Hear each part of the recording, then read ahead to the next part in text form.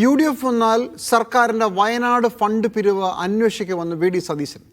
പയ്യന്നൂർ രക്തസാക്ഷി ഫണ്ട് തട്ടിപ്പ് മറയ്ക്കാനാണ് CPM വയനാട് വിവാദം ഉണ്ടാക്കുന്നത്. വയനാട് പുനരധിവാസ പദ്ധതി നടത്തിപ്പിനെക്കുറിച്ചും അന്വേഷിക്കുമെന്നും പ്രതിപക്ഷ നേതാവ് പറഞ്ഞു. ഉറപ്പായിട്ട് നമ്മൾ അന്വേഷിക്കും. 742 കോടി രൂപ കളക്ട് ചെയ്തു. ഒരുപാട് സ്പോൺസർഷിപ്പ് കിട്ടി.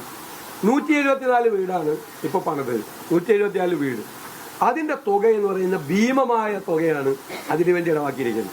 ഈ വീട് പണിത് നടന്നിരിക്കുന്നതിൽ തന്നെ അവിടെ ആ സ്ക്വയർ ഫീറ്റ് അനുസരിച്ച് കണക്കാക്കിയാൽ തന്നെ ഇത്രയും തുക വരില്ല.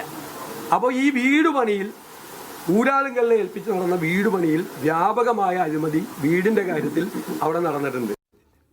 ഉറപ്പായിട്ട് നമ്മൾ അന്വേഷിക്കും. 742 കോടി രൂപ കളക്ട് ചെയ്യും. MK ഷുക്കൂർ ഈ വാർത്തയുടെ കൂടുതൽ വിശദാംശങ്ങളുമായി. ഷുക്കൂർ, വയനാട് വിവാദം കോൺഗ്രസിനെതിരെയും ഇപ്പോൾ സർക്കാരിനെതിരെയും ഒക്കെ അങ്ങോട്ടും ഇങ്ങോട്ടും ആരോപിക്കപ്പെടുന്ന ഒരു സാഹചര്യമുണ്ട്. ഇന്ന് പ്രതിപക്ഷ നേതാവ് ഈ തെരഞ്ഞെടുപ്പ് പ്രചരണത്തിന്റെ അവസാന മണിക്കൂറിൽ പറഞ്ഞു വെക്കുന്നത് എന്താണ്? ജിമ്മി, പ്രതിപക്ഷ നേതാവ് വി.ഡി. സതീശൻ അല്പം മുമ്പ് നടത്തിയ വാർത്താ സമ്മേളനത്തിൽ ഈ തെരഞ്ഞെടുപ്പിൽ UDF ഉന്നയിച്ച പ്രധാനപ്പെട്ട എല്ലാ വിഷയങ്ങളും ഉന്നയിച്ചു.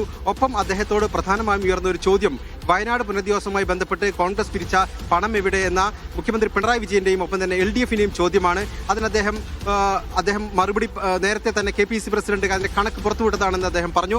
പിന്നീട് ഉയർന്ന ചോദ്യമാണ്, അങ്ങനെയെങ്കിൽ സർക്കാരിന്റെ പുനരധിവാസ പദ്ധതിയെക്കുറിച്ച് നിങ്ങൾ ആക്ഷേപങ്ങൾ ഉന്നയിക്കുന്നുണ്ടല്ലോ, UDF അധികാരത്തിൽ വന്നാൽ അതേക്കുറിച്ച് അന്വേഷിക്കുമെന്ന ചോദ്യത്തിന് അദ്ദേഹം മറുപടി പറഞ്ഞത് സർക്കാരിന്റെ പുനരധിവാസ പദ്ധതിയിലേക്ക് പണം പിരിച്ചതും അത് നടപ്പാക്കിയതും അതിനെക്കുറിച്ച് UDF അധികാരത്തിൽ വന്നാൽ തീർച്ചയായും അന്വേഷണം നടത്തുമെന്നാണ് അദ്ദേഹം പ്രഖ്യാപിച്ചത്. ഒരുപക്ഷെ ഈ തെരഞ്ഞെടുപ്പിൽ ഇതുവരെ UDF നേതാക്കൾ പറയാത്തൊരു കാര്യമാണ് സർക്കാരിന്റെ പുനരധിവാസ പദ്ധതിയിൽ അഴിമതിയുണ്ട് എന്ന് ആക്ഷേപം ഉന്നയിച്ചെങ്കിലും അത് അന്വേഷിക്കുമെന്ന് പറഞ്ഞില്ല.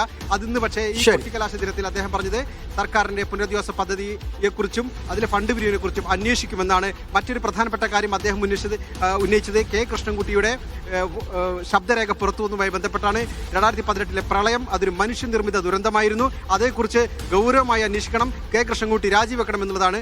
മൂന്നാമത്തെ കാര്യം അദ്ദേഹം ഉന്നയിച്ചത് ഇന്ന് വൈക്കത്ത് നടന്ന ആത്മഹത്യയാണ്. സംസ്ഥാനം ഒരു വ്യവസായ സൗഹൃദ സംസ്ഥാനമല്ല